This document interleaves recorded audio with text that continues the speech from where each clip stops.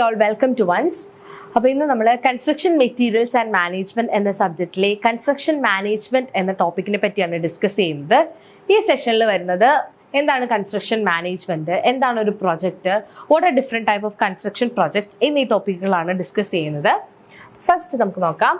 ഒരു civil engineering project നമ്മൾ എപ്പോഴും സ്റ്റാർട്ട് ചെയ്യുന്നത് ഒരു സിറ്റിസൺസിൻ്റെ അല്ലെങ്കിൽ ആരുടെങ്കിലും ഡിമാൻഡ്സ് ഫുൾഫിൽ ചെയ്യാൻ എന്നുള്ള ഒരു ഐഡിയയോട് കൂടിയായിരിക്കും. അത് ഫൈനലി എൻഡ് ചെയ്യുന്നത് ഒരു ഇൻഫ്രാസ്ട്രക്ചർ ആയിട്ടാണ്. അപ്പോൾ ഒരു സിവിൽ എഞ്ചിനീയറിംഗ് പ്രൊജക്റ്റിൻ്റെ ഒരു ഫേസ് ആണ് കൺസ്ട്രക്ഷൻ എന്ന് പറയുന്നത്. ബേസിക്കലി സിവിൽ എഞ്ചിനീയറിംഗ് പ്രൊജക്ട്സിന് ഡിഫറെൻറ്റ് ഫേസസ് ആണുള്ളത്. അപ്പോൾ ആദ്യം നമ്മൾ സൈറ്റ് കാണണം, പിന്നെ അതിൻ്റെ പേപ്പർ വർക്ക്സ് ഉണ്ട്. അങ്ങനെ ഫൈനലി പേപ്പർ വർക്ക്സ് എല്ലാം കഴിഞ്ഞിട്ടാണ് നമ്മൾ കൺസ്ട്രക്ഷൻ എന്ന് പറയുന്ന ഫേസിലേക്ക് എത്തുന്നത്. So the civil engineering project begins with an idea to fulfill the required demands and to provide basic amenities to the citizen. അപ്പോൾ നമ്മൾ ഒരു ഐഡിയ ഫോം ചെയ്തിട്ടുണ്ടെങ്കിൽ തന്നെ നമ്മുടെ സിറ്റിസൻസിന്റെ ഡിമാൻഡ് മീറ്റ് ചെയ്യുന്ന രീതിയിലും അവർക്ക് ആവശ്യമായ രീതിയിലുമായിട്ടായിരിക്കും നമ്മുടെ ഒരു പ്രൊജക്റ്റ് നമ്മൾ ബിഗിൻ ചെയ്ത് അത് എൻഡ് ചെയ്യുന്നത്.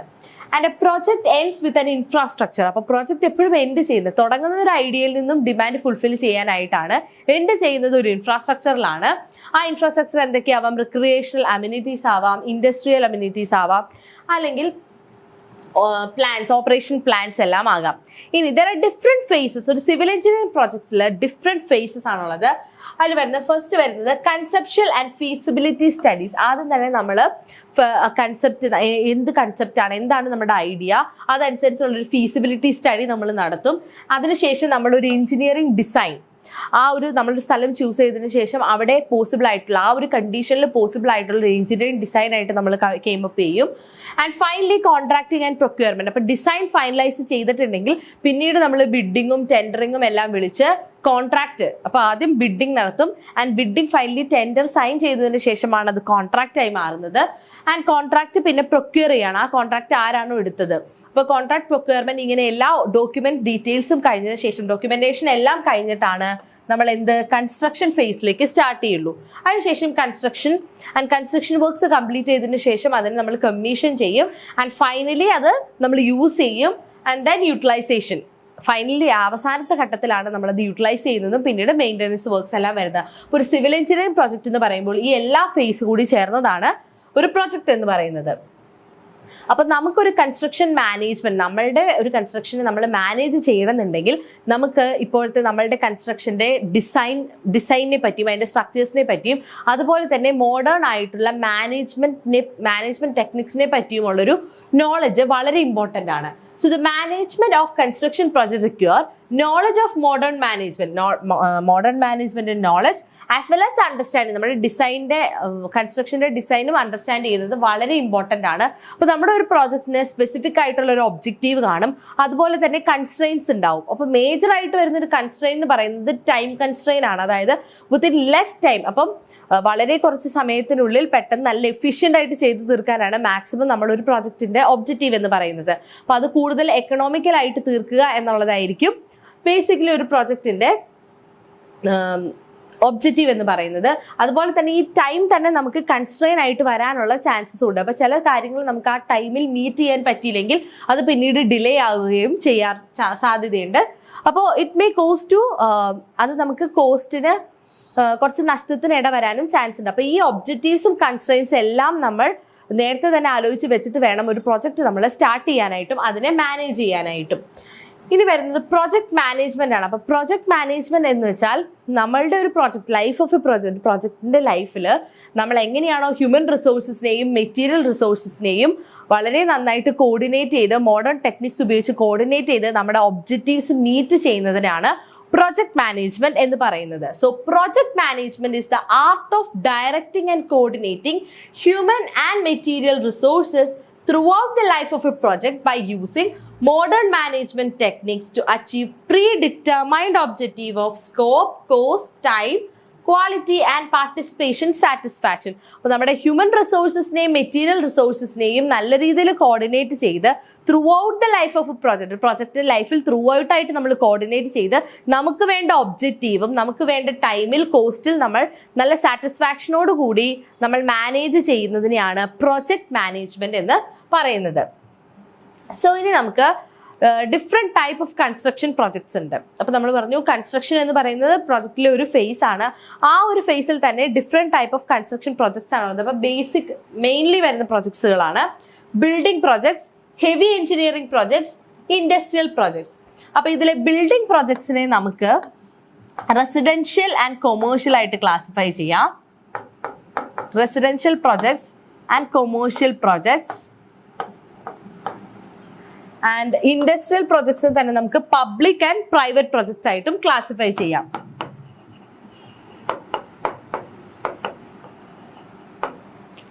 സോ നമുക്ക് ഫസ്റ്റ് റെസിഡൻഷ്യൽ ബിൽഡിംഗ് നോക്കാം. ഫസ്റ്റ് ബിൽഡിംഗ് പ്രോജക്ട്സിലെ റെസിഡൻഷ്യൽ ബിൽഡിംഗ് നോക്കാം. റെസിഡൻഷ്യൽ ബിൽഡിംഗ് എന്ന് പറഞ്ഞാൽ നമുക്ക് എന്താ പറയാം, 2 or 3 സ്റ്റോറിഡ് ബിൽഡിംഗ്സ് ആയിരിക്കും. അത് ആൾക്കാർക്ക് താമസിക്കാൻ വേണ്ടിയിട്ടുള്ള ബിൽഡിംഗ് ആണ്. ഫുഡ് ആൻഡ് അക്കോമഡേഷൻ നമുക്ക് പ്രൊവൈഡ് ചെയ്യുന്ന ഒരു ബിൽഡിംഗ് ആണ് റെസിഡൻഷ്യൽ ബിൽഡിംഗ് എന്ന് പറയുന്നത്. So they can be generally single or double or multi storage human habitats ആണ്. This is commercial building. അപ്പൊ കൊമേഴ്ഷ്യൽ ബിൽഡിംഗ് എന്ന് പറയുമ്പോൾ അതിൽ വരുന്നത് എന്താണ്, ഹോസ്പിറ്റൽസ് ആവാം, ടെമ്പിൾസ് ആവാം, സിനിമ ഹോൾസ് ആവാം, അങ്ങനെ റിക്രിയേഷണൽ ആക്ടിവിറ്റീസിനെല്ലാം നമ്മൾ കോമൺ ആയിട്ട് യൂസ് ചെയ്യുന്ന നമുക്ക് കൊമേഴ്ഷ്യൽ ബിൽഡിംഗ് എന്ന് പറയാം. ഇനി ബിൽഡിംഗ് പ്രോജക്റ്റിൽ അതിന്റെ ഡിസൈനിങ് ഫേസിൽ ആർക്കിടെക്റ്റ് ആയിരിക്കും ടീം ലീഡർ ആയിട്ട് ആക്ട് ചെയ്യുന്നതും എല്ലാ കാര്യങ്ങളും കോർഡിനേറ്റ് ചെയ്യുന്നത്. സോ ഡിസൈനിങ് ഫേസിൽ ആർക്കിടെക്റ്റ് ആയിരിക്കും. So in this type of project, generally the architect acts as a group leader and he coordinates the person from different disciplines such as structural engineer, HVAC engineer, electrical engineer during the design. Appo design phase la structural engineer ആയിക്കോട്ടെ, HVAC engineer, electrical engineer എല്ലാമായിട്ട് coordinate ചെയ്ത് അവർക്ക് directions കൊടുക്കുന്നത് ആരായിരിക്കും, architect ആണ്. And when it come to construction phase, ഇനി construction ഫേസിലേക്ക് ആവുമ്പോൾ സിവിൽ എഞ്ചിനീയർ ആണ് എല്ലാ എഞ്ചിനീയേഴ്സിനെയും കോർഡിനേറ്റ് ചെയ്യുന്നത്. ആൻഡ് ബിൽഡിംഗ് പ്രോജക്ട്സ് എന്ന് പറയുമ്പോൾ കുറച്ചുകൂടി ലേബർ ഇന്റൻസീവ് ആയിട്ടുള്ള ഒരു പ്രൊജക്റ്റ് ആണ്. ആൻഡ് അത് ഫോളോ ചെയ്യുന്നത് അവിടുത്തെ മുനിസിപ്പൽ ലോസ്, സ്റ്റേറ്റ് ലോസ് ഒക്കെ ആയിരിക്കും. അപ്പൊ ഏതൊരു ലൊക്കാലിറ്റിയിലാണോ അവിടുത്തെ ലോക്കൽ ലോസ് എല്ലാം നമ്മളുടെ ഈ ബിൽഡിംഗ് പ്രോജക്ട്സ് ഫോളോ ചെയ്യണം കേട്ടോ. കൺസ്ട്രക്ഷൻ ഫേസിൽ സിവിൽ എഞ്ചിനീയർ ആണ് കോർഡിനേറ്റ് ചെയ്യുന്നത്. അപ്പോൾ കൂടുതലായിട്ടും ഇന്ത്യയിലെ ബിൽഡിംഗ് പ്രോജക്ട്സ് എല്ലാം ലേബർ ഇന്റൻസീവ് ആണ്. ഇനി local as well as general laws, municipal laws എല്ലാം അനുസരിച്ചാണ് ബിൽഡിംഗ് പ്രോജക്ട്സിന്റെ കൺസ്ട്രക്ഷൻ വർക്ക്സ് മുന്നോട്ട് പോകുന്നത്. നമുക്ക് അടുത്ത ടൈപ്പ് ഓഫ് പ്രോജക്റ്റ് നോക്കാം, ഹെവി എഞ്ചിനീയറിംഗ് പ്രോജക്ട്. അപ്പൊ ഹെവി എഞ്ചിനീയറിംഗ് പ്രോജക്റ്റിൽ കൂടുതലായിട്ട് വരുന്നത് പ്രൈമറി ഇൻഫ്രാസ്ട്രക്ചർ ആയിട്ടുള്ള എന്തൊക്കെയാണ്, bridges, transportation systems, railway, bridges, roads, അങ്ങനത്തെ സ്ട്രക്ചേഴ്സ്, അതുപോലെ തന്നെ water treatment system, hydraulic structures എല്ലാം നമ്മളുടെ ഹെവി എഞ്ചിനീയറിംഗ് പ്രോജക്ട്സിൽ വരുന്നതാണ്. ഇതിൽ മെയിൻലി ഗവൺമെന്റ് ആണ് ഇതിനെ ഫിനാൻസ് ചെയ്യുന്നത്. നമ്മുടെ ഹെവി എഞ്ചിനീയറിംഗ് പ്രോജക്ട്സിനെ ഗവൺമെന്റ് ആണ് മറ്റേത് ഒരു ഇൻഡിവിജ്വൽ ആയിരിക്കും അല്ലെങ്കിൽ ഒരു കമ്പനി ആയിരിക്കും ഫിനാൻസ് ചെയ്യുന്നത്. പക്ഷെ ഇവിടെ ഫിനാൻസ് ചെയ്യുന്നത് ഗവൺമെന്റ് ആണ്. കാരണം പബ്ലിക് യൂസ് ചെയ്യുന്ന അല്ലെങ്കിൽ പബ്ലിക്കിന്റെ വെൽഫെയറിന് വേണ്ടിയുള്ള പ്രോജക്ട്സുകൾ ആയതുകൊണ്ട് തന്നെ ഗവൺമെന്റ് ആയിരിക്കും പ്രൈമറിലി ഇതിനെ ഫിനാൻസ് ചെയ്യുന്നത്. ആൻഡ് ഈ കേസസിൽ എന്ന് പറഞ്ഞാൽ വളരെ ലാർജ് വോള്യൂം ഓഫ് എക്യുപ്മെന്റ്സ് ആണ്. ഇത് എക്യുപ്മെന്റ് ഇന്റൻസീവ് ആണ്, ലേബർ ഇന്റൻസീവ് അല്ല. നമ്മളിവിടെ ഏറ്റവും കൂടുതൽ എക്യുപ്മെന്റ്സും അതുപോലെ തന്നെ ലാർജ് വോള്യൂം ഓഫ് മെറ്റീരിയൽസ് ആണ് ഹെവി എഞ്ചിനീയറിംഗ് പ്രോജക്ട്സിൽ വരുന്നത്.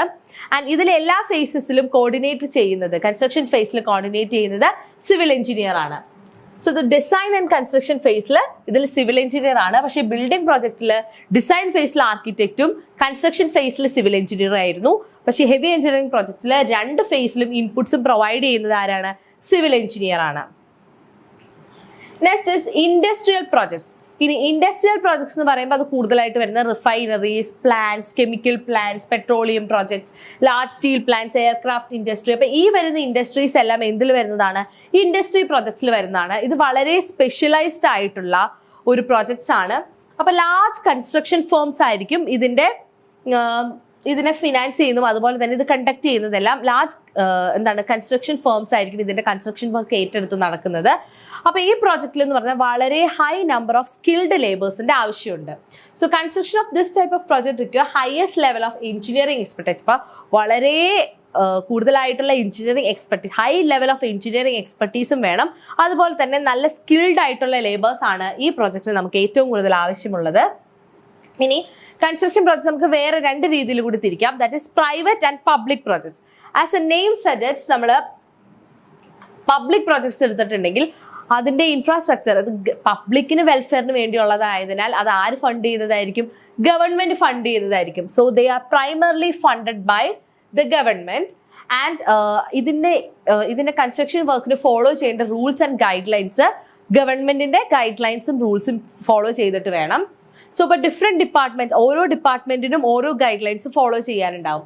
ഫോർ എക്സാമ്പിൾ ഇപ്പോൾ central public work department describe ചെയ്യും നമ്മൾ എന്ത് ചെയ്യണം, എങ്ങനെ ചെയ്യണം, എവിടെയാണ് ചെയ്യേണ്ടതെന്നെല്ലാം നമുക്ക് സെൻട്രൽ പബ്ലിക് വർക്ക് ഡിപ്പാർട്ട്മെന്റ് ആണ് ഗൈഡ് ചെയ്യുന്നത്. So in India, the Central Public Work Department describe what to do, when to do and how to do the projects with reference to construction. അപ്പോൾ കൺസ്ട്രക്ഷനെ ബേസ് ചെയ്ത് എങ്ങനെ, എവിടെ, എങ്ങനെയാണ് ചെയ്യേണ്ടതെന്നുള്ള എല്ലാ ഡീറ്റെയിൽസും CWD provide ചെയ്യുന്നു, CPWD പ്രൊവൈഡ് ചെയ്യും. അതുപോലെ തന്നെ ഇപ്പം ഗവൺമെന്റിന് അവരുടേതായ കുറച്ച് റൂൾസും ഇതെല്ലാം they can maintain their own rules and manuals to contract and execute the work under them. അപ്പം അവരുടേതായ കുറച്ച് റൂൾസും ഇതിൽ കൂട്ടിച്ചേർക്കാനായിട്ട് ഹെൽപ്പ് ചെയ്യും. അപ്പൊ സ്റ്റേറ്റ് ഗവൺമെന്റ്, അപ്പൊ സെൻട്രൽ ഗവൺമെന്റിന്റെ റൂൾസ് മാത്രമല്ല സ്റ്റേറ്റ് ഗവൺമെന്റിന്റെ റൂൾസും നമ്മളുടെ കോൺട്രാക്റ്റിലും അതുപോലെ തന്നെ കൺസ്ട്രക്ഷൻ നടക്കുന്ന ആ ഒരു കൺസ്ട്രക്ഷൻ പ്രോസസ്സിൽ നമുക്ക് ഫോളോ ചെയ്യണം. Now, ഇനി contractors are generally selected basis. നമ്മൾ കോൺട്രാക്ടേഴ്സിനെ സെലക്ട് ചെയ്യുന്നത് കോമ്പറ്റേറ്റീവ് ബിഡിംഗ് വഴിയാണ്.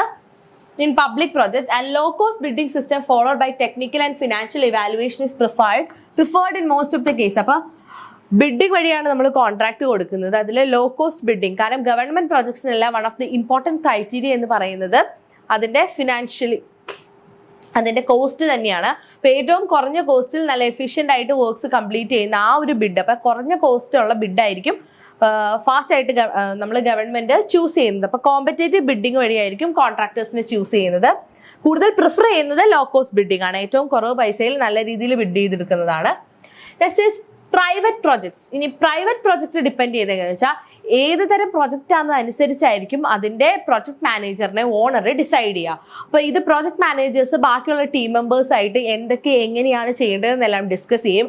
ആൻഡ് ഫൈനൽ ഡിസിഷൻ എപ്പോഴും പ്രൈവറ്റ് പ്രോജക്ട്സിൽ എടുക്കുന്നത് ഒരു പ്രോജക്ട് അത് ഓണർ ആയിരിക്കും അല്ലെങ്കിൽ പ്രോജക്ട് മാനേജർ ആയിരിക്കും. പക്ഷെ പബ്ലിക് പ്രോജക്റ്റിന്റെ കേസിൽ നമുക്ക് ഗവൺമെന്റിന്റെ റൂൾസും റെഗുലേഷൻസും ഫോളോ ചെയ്യണം. ഒരു ഫൈനൽ സേ ഗവൺമെന്റിൽ നിന്നാണ് വരുന്നത്. പക്ഷെ പ്രൈവറ്റ് പ്രോജക്റ്റിൽ അതിന്റെ ഓണറിനായിരിക്കും ഒരു ഫൈനൽ സേ ഉണ്ടാവുന്നത്. ആൻഡ് പ്രൈവറ്റ് പ്രോജക്ട്സിൽ വർക്ക് ഡിപ്പെൻഡ് ചെയ്ത് അപ്പോൾ നമ്മൾ കോൺട്രാക്ട് കൊടുക്കുന്നത് വർക്ക് ക്വാളിറ്റിയുടെയും അതുപോലെ തന്നെ അവരുടെ ആ ഒരു റെപ്യൂട്ടേഷൻ ഓഫ് ദി പ്രോജക്റ്റ്, അവർ മുന്നേ ഏതൊക്കെ പ്രോജക്റ്റ് കംപ്ലീറ്റ് ചെയ്തിട്ടുണ്ട്, അവരുടെ ഇപ്പോഴത്തെ വർക്കിംഗ് സ്റ്റാറ്റസ് എങ്ങനെയാണ്, അതായത് റെപ്യൂട്ടേഷൻസ് എല്ലാം നോക്കി അവരുടെ ക്വാളിറ്റി എല്ലാം നോക്കിയിട്ടായിരിക്കും നമ്മൾ കോൺട്രാക്ട് കൊടുക്കുന്നത്. ആൻഡ് അനദർ ഇമ്പോർട്ടൻറ്റ് ക്രൈറ്റീരിയ എന്ന് പറയുന്നത് അതിന്റെ നെഗോഷിയേറ്റഡ് മണി അല്ലെങ്കിൽ കോമ്പറ്റേറ്റീവ് ബിഡിംഗ്. അപ്പോൾ ഇവിടെയും നമ്മൾ കോൺട്രാക്ട് കൊടുക്കുന്നത് കോമ്പറ്റേറ്റീവ് ബിഡിംഗ് ആണ്. നെഗോഷിയേറ്റഡ് മണി എന്ന് വെച്ചാൽ നമ്മൾ ആ കോൺട്രാക്ട് സൈൻ ചെയ്യുന്ന സമയത്ത് എത്ര പൈസയ്ക്കാണ് നമ്മൾ കംപ്ലീറ്റ് ചെയ്യുക എന്ന് ഡിസൈഡ് ചെയ്ത് രണ്ട് പാർട്ടീസ് തമ്മിൽ നെഗോഷിയേറ്റ് ചെയ്ത് ഡിസൈഡ് ചെയ്ത ആ ഒരു മണിയാണ് നെഗോഷിയേറ്റഡ് മണി എന്ന് പറയുന്നത്. അപ്പോൾ പ്രൈവറ്റ് പ്രൊജക്ട്സിൽ മെയിൻലി അത് ഓൺ ചെയ്യുന്നതും അല്ലെങ്കിൽ അത് കോർഡിനേറ്റ് ചെയ്യുന്നതും. So the type and nature of the project, the owner or project manager select and coordinates the project team. അപ്പോൾ പ്രൊജക്ട് മാനേജർ അല്ലെങ്കിൽ ഓണർ ആയിരിക്കും പ്രൊജക്ട് ടീമിനെ സെലക്ട് ചെയ്യുന്നത്. ഫൈനൽ ഡിസിഷൻ എടുക്കുന്നത് ഓണർ ആയിരിക്കും. അതുപോലെ കോമ്പറ്റേറ്റീവ് ബിഡിംഗ് അല്ലെങ്കിൽ നെഗോഷിയേറ്റഡ് മണി അനുസരിച്ചാണ് നമ്മളിവിടെ കോൺട്രാക്ട് കൊടുക്കുന്നത്.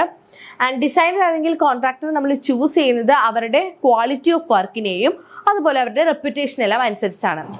സോ അപ്പോൾ ഇന്നത്തെ സെക്ഷനിൽ നമ്മൾ കൺസ്ട്രക്ഷൻ മാനേജ്മെന്റിനെ പറ്റിയും വാട്ട് ഈസ് പ്രോജക്ട് മാനേജ്മെന്റ്, എന്താണ് പ്രോജക്ട് മാനേജ്മെന്റ്, പിന്നെ എന്തൊക്കെയാണ് different type of construction projects, അതിൻ്റെ ഓരോ ഫീച്ചേഴ്സ്, ആരാണ് അവരെ ഫണ്ട് ചെയ്യുന്നത്, അങ്ങനെയുള്ള ഡീറ്റെയിൽസ് എല്ലാമാണ് ഇന്നത്തെ ക്ലാസ്സിൽ ഡിസ്കസ് ചെയ്തത്. ഇതുപോലുള്ള ക്ലാസ്സുകൾ ഇനിയും കാണുന്നതിനായിട്ട് വൺസ് കോച്ചിങ്ങിൻ്റെ യൂട്യൂബ് ചാനൽ സബ്സ്ക്രൈബ് ചെയ്യുക. Thank you.